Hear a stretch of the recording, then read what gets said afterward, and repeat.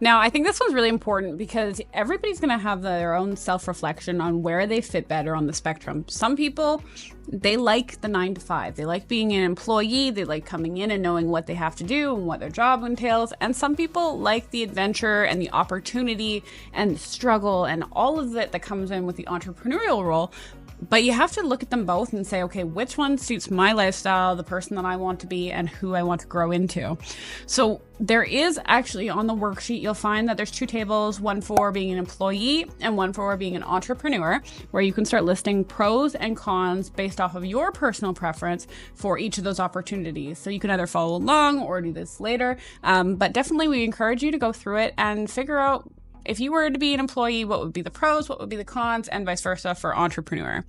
But we did have some for you to make it a little bit easier. So for being a employee working a job or a career at an organization as somebody who works for them, the pros are things like stability and predictability. You know when you're working, you know where you're working, you know how long you're working for. It's very clear cut.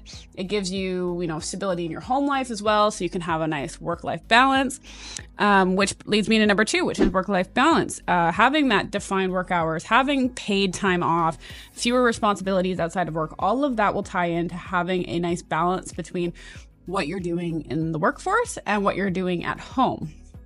It's also less risky. You find that with being an employer, there is less financial risk because you are not the person who's paying the bills. You're not the one signing checks. You're not the one who's paying employees. You're just coming there, you're doing your work, you go home at the end of the day, and once a month, every 2 weeks, whatever it is, you get a paycheck, right? So it gives you less of a risk compared to starting your own business.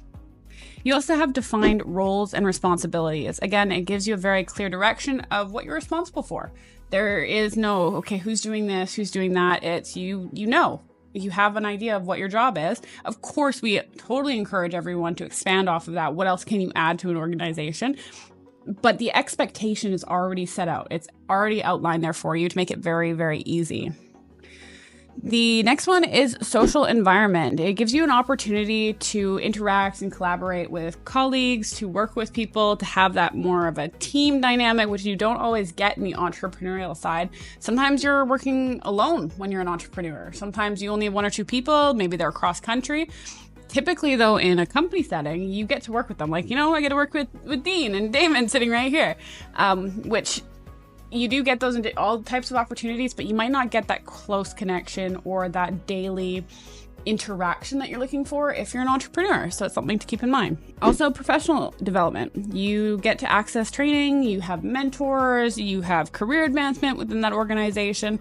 There are opportunities for advancement within the companies if you're at the right company that can help, skyrocket your own career, but you have to be smart about who you're talking to. Who are you learning from? Are you seeking out mentors in the companies that you work for?